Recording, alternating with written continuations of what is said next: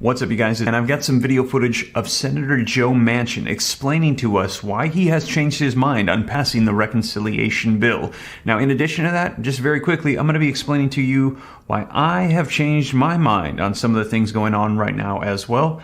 I'm going to get you caught up on the latest. This is your breaking news, stimulus check update, and stimulus package update. Now, for those of you that follow me here on the channel, you know that I have done 1,300 videos updating you on stimulus here on YouTube. And just kind of feels like, you know, I'm going to continue to give you guys updates to make sure that you know about everything. You don't miss out, because a lot of this is not freely given like it should be. But what people really need is assistance and help. Congress does not see all the comments that I see of all the people hurting right now that are on the brink of losing their homes and that are suffering. And I just kind of feel like, what else can we do to make sure that we remind them that people are still hurting right now? So, I've been trying to think about what we could do, and I was thinking, in addition to the relief roadmap, as you guys know, I've been working on that for quite some time now, hoping to have it ready for you this week. We maybe should form like some sort of community on that webpage that we've created. And upcoming this month, starting next week, Congress is going to be on recess. They're going to be away on their yachts, their Maseratis, eating ice cream, whatever it is that they do, while people are suffering. And I was thinking maybe we should all get together. Maybe you could join me. We could partner up and all reach out to them at once. Maybe blow them up on their social media, on their cell phones, their voicemails, their emails, and just send them a little reminder that we're still here, still waiting for those unfulfilled promises. I don't know. Let me know your thoughts. Like I said, I've been up since 2 a.m. this morning working on that project. Maybe I'm just a little tired, but just trying to think about what else could be done proactively to get people the help that they need. I don't know, you guys. Let me know your thoughts in the comments down below. Do you think that's a good idea? Maybe we can try to do some research, get all of their contact information, and all at once. Can you imagine thousands of people all at once hitting them up, reminding them, hey, what happened to the fourth $2,000 stimulus checks? Let me know your thoughts in the comments down below, you guys. But yeah, if you want to do that, maybe we can do that as well. Go to www.reliefroadmap.com, add your email, and if I see a lot of comments and support for that, maybe we could set that up starting next week. As soon as the recess starts, we can start pressing them for a little reminder of some of the promises that have been made. But you guys, in addition to that, let's take a look at what Senator Joe Manchin had to say. As he's saying, after over a year and a half, he now has agreed to pass the reconciliation bill, so you can hear it directly from him. They're going to be discussing also Kirsten Sinema and passing this through in the Senate. So let's go ahead and take a look. Let me know your thoughts in the comments down below. Before we dive in, though, if you could do me a quick favor, if you appreciate the updates, don't forget to take a quick second, smash the like button for me. Helps out my channel with the YouTube algorithm. Also, leave your comments. I'd love to hear your thoughts. Share this out if you think it could help out other people. If this is your first time here and you want to stay up to date, it's totally free. All you got to do is very quickly hit the subscribe button, turn on that notification bell. Any specific questions for me, I'm going to be sending out a mass email to everybody this week as soon as I get that all set up and figured out. I'm not tech savvy, but I'm going to figure it out. Message everybody. We've got about 5,000 people on the list right now to keep you updated about what's going to be happening with the relief roadmap and contacting members of Congress.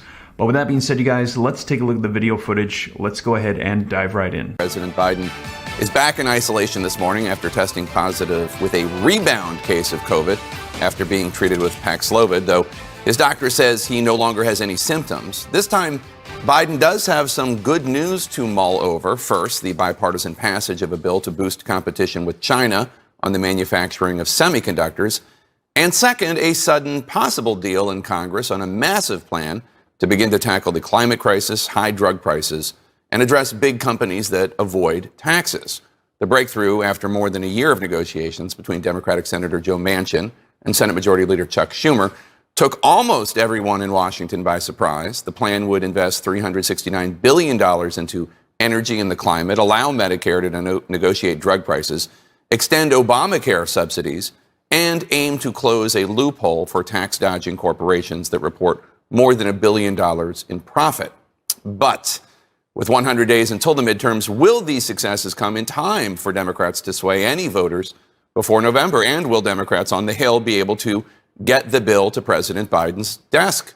Democratic Senator Joe Manchin of West Virginia joins us now to discuss. Senator, thanks so much for joining us. So 16 days ago, you said you wanted Thanks for having me, Jake. You said 16 days ago, you said you wanted to wait to pass any major legislation because of what you called an alarming new 9.1% inflation rate. Inflation has not gone down in those 16 days. What changed your mind?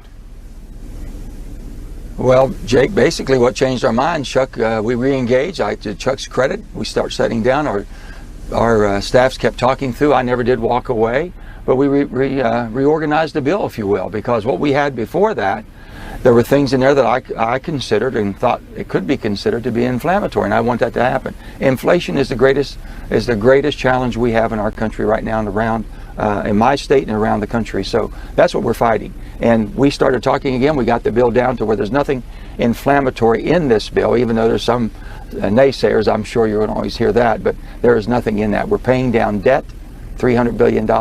We're increasing production as far as if you want to get the gasoline prices down, produce more energy and produce it here in America. That's what we're doing. And we're investing in the technologies for the future energy. So we're doing everything to bring manufacturing back, keep people working.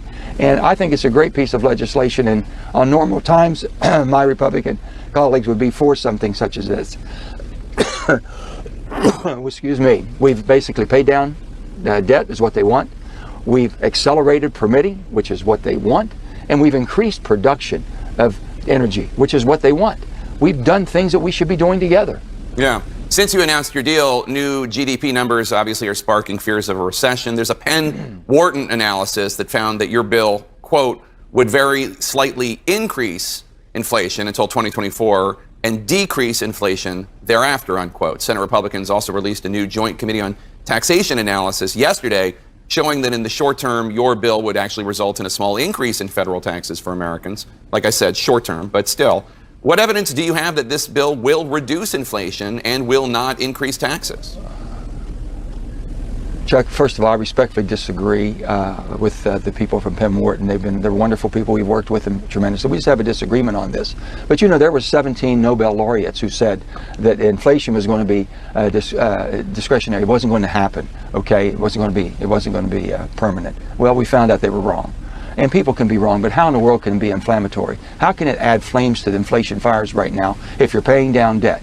You're increasing more production from fossil industry and energy, and we're doing it cleaner anywhere in the world. We'll be energy independent.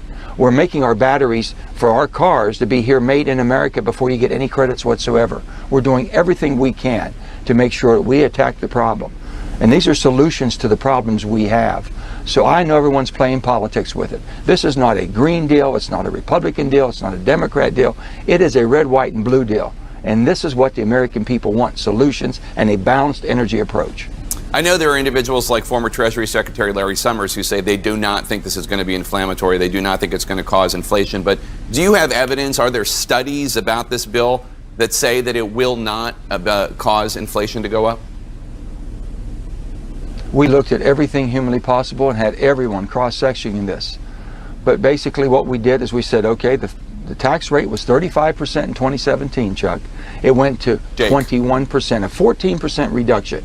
Jake, I'm sorry. No problem. It went to 14%, Jake. I know, he's your friend. 14% reduction. And everyone thought, well, that's tremendous. They were tickled to death at 21%, okay? Well, they got to 21%. And I never knew there were people basically not paying any taxes. Most of the people in West Virginia, all corporations pay at least 21 or more, and around the country. So don't you think they ought to at least pay the 15% minimum when we already gave them a 14% reduction? That's all we've talked about. So we never raised any taxes. We're just saying close the loopholes and collect the taxes that are owed to the Treasury and the United States people. That's all we're trying to do, and we didn't do it, so we're not adding there. We're not putting a burden on any taxpayers whatsoever. And we're going to create more energy for them to pay lower prices at the gas pump, hopefully lower prices at the food store, and lower prices basically in all of their daily needs, energy prices especially. Yeah. And energy is a driving force right now in inflation. So you need all 50 Democratic senators to pass the bill. Senator Kyrsten Sinema, Democrat of Arizona, still has not said anything publicly about this plan. We know that she has previously opposed closing the so-called carried interest loophole that, for instance, allows hedge fund managers and private equity investors to pay tax rates of 15% instead of higher. When's the last time you spoke with Senator Sinema, and are you open to any changes that she might suggest? First of all, Senator Sinema is my dear friend. We work very close together on so many things. And she has so much in this piece of legislation. She's formed quite a bit of it and worked on it very hard. And with that, she's brought down drug prices. She's been very instrumental in letting Medicare go ahead and negotiate for lower drug prices, saves $288 billion, brings the price down of drugs, and it's going to be a tremendous help to people across America. And I agree with her 100%. We're not going to raise taxes, and we don't. And on that, I think that basically when she looks at the bill and sees the whole spectrum of what we're doing and all of the energy we're bringing and all the reduction of prices and fighting inflation by bringing prices down by having more energy, hopefully she will be positive about it. But, she'll make her decision, and I respect that. When did you last speak with her, and are you confident she will be on board? Well, we speak, I speak with everybody, as you know, and we've always been very friendly, and we speak a lot, and you see us on the floor and everything. Jake, the reason people weren't brought into this, I didn't think it would come to fruition. I didn't want to disappoint people. Again, they were all disappointed. Everyone was upset and mad in my delegation, if you will. For 8 months, we worked on it. I couldn't get there with Build Back Better. It was $3.5 trillion of spending. And this is taking $3.5 trillion of spending down to $400 billion of investment. That's definitely going to make a difference in America and everybody's pocketbook. And that's fighting inflation. That's what we're doing. So with that, I didn't want to build anyone's anticipation up, and then they come down and like a yo-yo with all the drama that goes into this. So I just basically hunkered down with my staff. We've been doing this since April and May diligently, and then we thought it fell apart. A couple weeks ago, we came back to Chuck's credit. Let's start talking some more. We did, to see if we could scale this thing to where we could basically put it in a position that we have it today, which I think is a great opportunity. It's not a Democrat bill. It's not a Republican bill. It's definitely not a green bill. This is a red, white, and blue bill. It's great for America. The Senate leaves for August recess at the end of this week. That's the schedule anyway. Will you have passed this legislation before you go back home to West Virginia? I sure hope so. I think that's been the plan. I didn't, when it came all to fruition, and this past Monday, and I was tested positive on Monday morning, so I was kind of confined up and everything, but we were working daily, day and night. The staff was working, and everyone was interacting, and things start coming together, and by Wednesday, we had texts that we all agreed on. The president agreed on it, and so did Nancy Pelosi agreed on it, and Chuck Schumer and I agreed on it. So we had an agreement for something we've worked on for a long time, and I think that's what it's all about.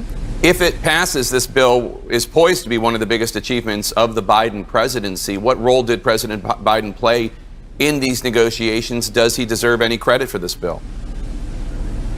Oh, absolutely. Jake, let me tell you, you don't do anything of this size, the magnitude, and this is changing. It changes the whole energy production we have in our country. It changes the investment portfolio for the energy of the future. It creates jobs back here because we give incentives. We didn't send a check to anybody.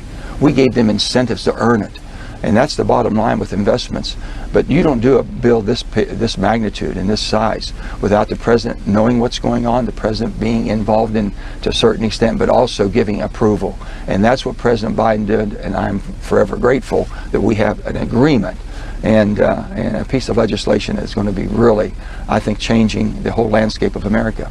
As you know, in the last couple of years, you've faced a lot of criticism, public and private, from your fellow Democrats. Senator Sanders said you didn't have the guts to stand up to special interests. Congresswoman Jayapal said you betrayed your commitment to Democrats. She said you weren't a man of your word. After all that, how does it feel that Democrats are now running to embrace this legislation? Jake, I take none of that personally at all. I understand the frustrations they had and everything, but I don't look at it as politics. I didn't look at it as a Democrat, or I had an obligation, responsibility because I have a D by my name. And I sure don't look at my Republican friends and colleagues that that's my enemy. They're my friends. We're all Americans. Can't we put our country first? That's what I've always said. So I'm not going to make deals, and I'm not going to make negotiations, and I'm not going to vote because it helps one party over the other party, or it's good for the next election.